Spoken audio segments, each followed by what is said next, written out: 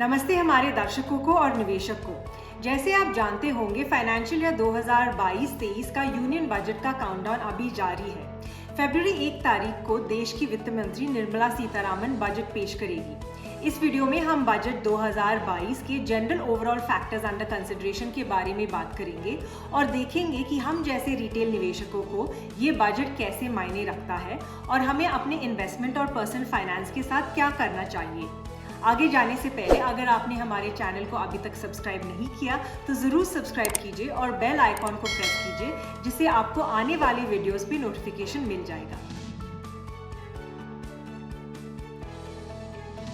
साल 2014 से एक इंटरिम बजट को मिला के ये नरेंद्र मोदी लेड बीजेपी सरकार का 10वीं बजट पेशकश होगा और वित्त मंत्री निर्मला सीतारामन का चौथा बजट।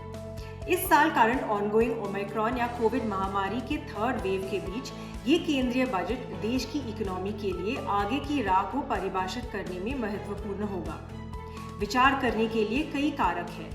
पहला है uncertainty caused by the Omicron Covid wave, दूसरी है बढ़ती हुई महंगाई, तीसरी है नाजुक आर्थिक सुधार या फ्रेजाइल इकोनॉमिक रिकवरी, अगला है जॉब क्रिएशन और लास्टली पॉलिटिकल या राजनीतिक नजर से 5 राज्यों में आने वाली विधानसभा चुनाव। ये सारे फैक्टर्स को विचार करके मेजॉरिटी इकोनॉमिस्ट का कहना है कि पिछले साल जैसे बजट इकोनॉमिक ग्रोथ तेज करने के लिए कैपिटल एक्सपेंडिचर या खर्च बढ़ाने पर जोर देगी। इसके साथ ही केंद्र सरकार चुनावी राज्यों में ग्रामीण अर्थव्यवस्था और किसानों के लिए कुछ पॉपुलिस्ट कदम उठा सकती है।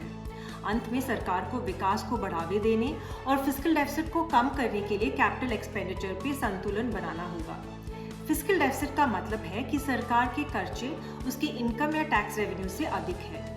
एक पॉजिटिव फैक्टर है कि इस साल अभी तक गवर्नमेंट के टैक्स रेवेन्यूज मजबूत दिख रहे हैं और उम्मीद है कि ये फाइनेंशियल ईयर 2022 के बजट एस्टिमेट से बेहतर रहेंगे। बजट से हर एक सेक्टर और इंडस्ट्रीज की अपनी अपनी डिमांड है और उम्मीद है कि डिमांड स्टिमुलस के द्वारा सबको कुछ ना कुछ बेनिफिट मिलेगा। सैलरी क्लास की उम्मीद है कि इनकम पे जो अभी 50,000 का स्टैंडर्ड डिडक्शन है जिसपे टैक्स नहीं लगता, वो बढ़ाया जाए। टैक्स पेयर्स जो पुरानी रेजिम को फॉलो करते हैं, उनकी एक लॉन्ग स्टैंडिंग मांग है कि सरकार अपनी basic income tax exemption limit जो अभी 2.5 लाख है उसको भी बढ़ा दे।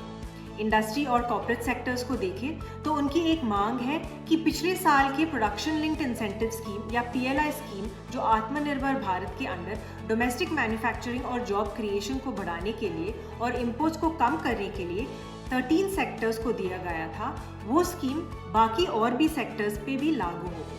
अभी हम एक निवेशक के नजरिए से देखेंगे कि बजट के अनुसार स्टॉक मार्केट और हमारे इन्वेस्टमेंट्स पे क्या असर पड़ेगा, लेकिन ध्यान रखिए कि बाजार बजट को सिर्फ एक और इवेंट जैसे देखता है। शेयर बाजार का नेचर ही है कि जैसे एक नया घटना पेश होती है वो उस पे रिएक्ट करेगी। तो मार्केट पे बजट का इम्पैक्ट समझने के लिए यहाँ पे देखते हैं मार्केट का रिएक्शन पिछले 5 साल से प्री और पोस्ट बजट सिनारियो को लेके। जैसे आप देख सकते हैं, लॉन्ग टर्म में बजट का इफेक्ट कम होता जाता है और जैसे गवर्नमेंट के इनिशिएटिव का असर लगने लगता है, the overall economy grows and markets उसके साथ बढ़ने लगता है। जैसे कि साल 2016 में बजट के 3 महीने पहले शेयर बाजार में 10% से ज्यादा गिरावट था, लेकिन एक साल के अंदर और आगे लॉन्ग टर्म में 15 to 20% रिटर्न्स देखने को मिला। इस साल भी बजट के पहले मार्केट में इन्फ्लेशन या महंगाई और बढ़ती हुई ग्लोबल इंटरेस्ट रेट्स को लेकर अनसर्टेनिटी और वॉलेटिलिटी दिख रही है, लेकिन जब हम बेंचमार्क निफ्टी के लॉन्ग टर्म परफॉर्मेंस को देखें तो दिखता है कि मार्केट रिटर्न ज्यादातर ऊपर ही जा रहा है। ये अपवर्ड कर्व बजट फैक्टर्स को मिला के बाकी एक्सटर्नल फैक्टर्स और इकोनॉमिक इंडिकेटर्स के साथ चलते हैं। तो जैसे हम बजट 2022-23 की तरफ देखते हैं, रिटेल निवेशक के लिए उचित रहेगा कि वो अपने इन्वेस्टमेंट में बने रहें और अनसर्टेनिटी में कुछ जल्दबाजी ना करें। Tax slabs, capital gains tax और सेविंग्स इंस्ट्रूमेंट्स के ऊपर चेंजेस आ सकते हैं, so you need to stay informed, but actual implications को समझने से पहले कोई एक्शन जल्दबाजी में ना ले और बजट को अपने फाइनेंशियल प्लानिंग के बीच में ना आने दे। जाने से पहले देखते हैं पुराने बजट्स के अलग पोर्टफोलियोज पे क्या इम्पैक्ट था। मान लो आपका इन्वेस्टमेंट बजट 1 लाख था। इन्वेस्टेड रहने से कम आपको लॉन्ग टर्म में एवरेज 15% रिटर्न्स मिल जाते। तो उचित रहेगा कि आप अपने एसेट एलोकेशन पे बने रहे, शॉर्ट टर्म इम्पैक्ट पे अपना पोर्टफोलियो को चर्न मत करिए और raising your portfolio as per your risk profile and investment goals.